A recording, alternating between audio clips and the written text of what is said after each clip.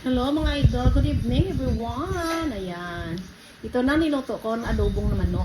So, kakain tayo. Ayan, sobrang sarap mga idol. Matikman nyo lang ang luto ko. Sarap.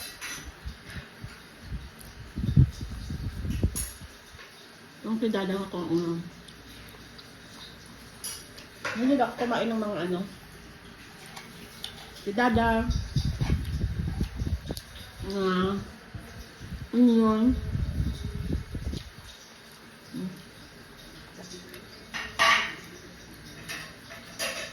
Adobong native. Masarap.